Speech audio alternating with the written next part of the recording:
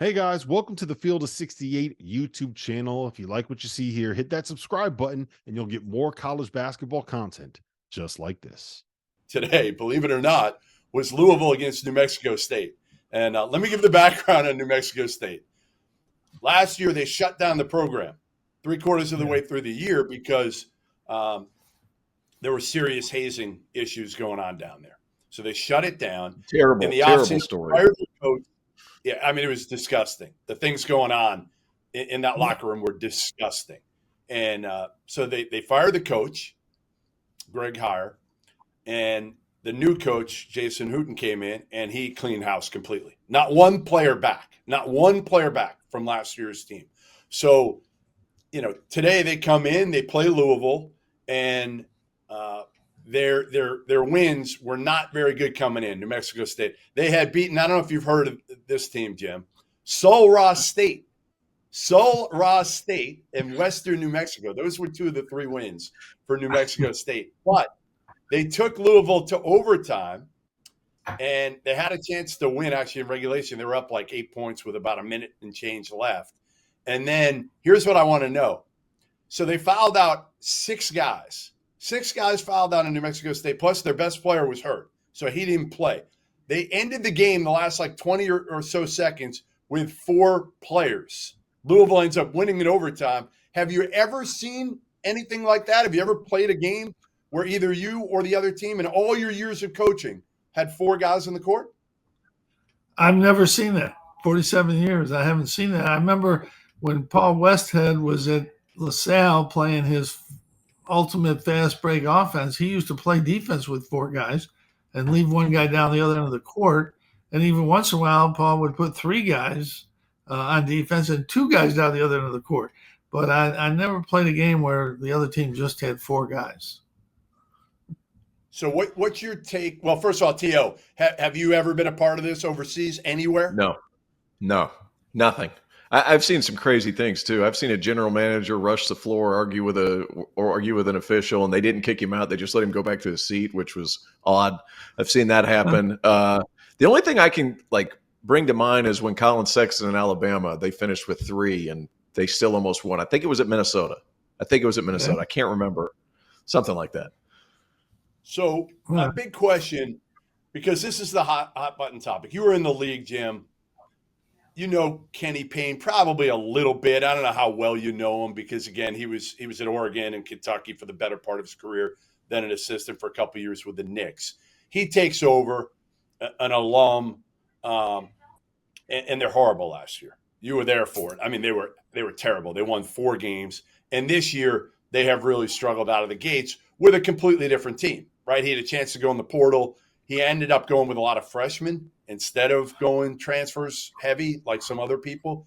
And they lose to Chattanooga. They barely beat UMBC. They play well in New York, actually. They fought Texas. Yeah. They fought Indiana. I give them credit. And then they take a step back today where, again, it looked like the old Louisville team. I'm going to ask you this question, even though I think I know how you're going to answer it. Kenny Payne, his future at Louisville. I'm saying, listen, it's not working. Give him the rest of the year. If this thing doesn't turn around at all, I think you got to cut ties with him after 2 years. I think it's too early. I think you have to give a coach taking over at least, I think, 3 years. I mean, you can always make a case if this thing goes completely off the rail and, they win 5 or 6 games, then maybe you have to make a different decision. They really should have beaten Texas. They had Texas. I watched that. Should have beat them. Could have and should have probably beat them and didn't. But so they are capable of playing at a better level. I think you have to give the coach. I think Kenny Payne is a proven recruiter. I think you've got to give him at least through this year before you even talk about it. And he'd have to have a disastrous year this year for me to think about making a change. If they can get through with some signs of things going the right way, I think you have to give them the 3rd year and then sometime during that year, make some kind of decision. But I think it's too early to make that kind of call. I've always said that, Jim. I'm with you normally. in almost every circumstance, you know what I say? Give a guy 4 years, because honestly, they need the full 4-year recruiting classes, right? Get 4 of them. But I think in this situation, sometimes you just see things. And I know you saw some effort, at least, over last week in New York. I didn't think you saw it today. I thought New Mexico State just played harder, physical, more emotion, all of it. It just, again, I'm with you. I think you need to finish out the year and evaluate on effort and if this team makes progress, Tio. Where are you on this? Yeah, I mean, you have to see. So go ahead, T. I'm sorry. I jumped in. No, go ahead. It's all you, Coach. Go ahead. You got it. No, I think you have to see something, progress for sure. It's not unusual. I got to go way back in time, but when Rick Pitino left Providence after going to the Final Four, they hired a coach, and a year later they were losing by 30 and 40 points to not even to the top teams in the league, and they made a change before the year was even over. It was a coach. Yeah, I remember, but we don't have to bring out coaches now. It's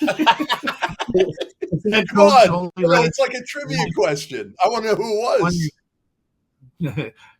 Coach Gordy Chiesa, and he went up to the NBA and did a great job up there with Utah, and it just wasn't a good fit at Providence, and what he tried to do didn't work. And I think sometimes you do make that kind of a move, but I think Kenny Payne is a proven recruiter. I think that they've got some good players. You got to check the progress this year for sure. But in Louisville, they're used to winning. It's not a place that's, going to just sit back and wait. They're a basketball school. That's what they do, even though their football team's good, this year. I don't want to get in trouble like Cal did with Kentucky, but, they're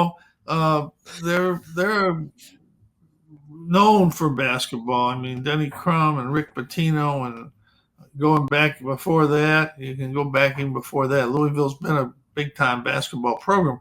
Yeah, I mean, there's gonna be some talk this year if they have to show progress. There's no question about that. Hustle, Coach. They got to get double-digit wins. They have to get double-digit wins. Yeah. I mean, I don't put a number, but they've got to. Yeah, that's not a big number. Yeah, I mean, they've got to even do a little better than that, in the sense that you got to watch how they're playing. And they play like they play against Indiana. They play like North Carolina and Duke like that. That's great. That's great signs. But if then you come against one of the lower teams in the league and you lose at home, right.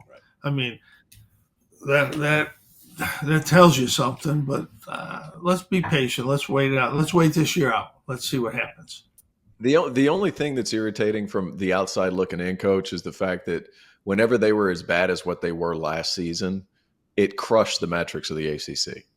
And as an ACC guy, a guy who played in the ACC, that to me is really frustrating. And we're going to talk later about the top 10 craziest fan bases, according to Jeff Goodman, which I'm pretty sure is who has the strongest Twitter fingers, if we're going to be honest about this top 10 fan base situation.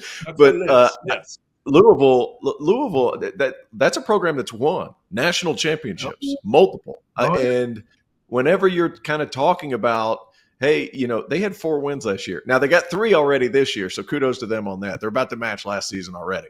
But like you got Bellarmine coming in. In my mind, Coach, that's a must-win game because Bellarmine's right down the road. Like, you want to be the University of Louisville?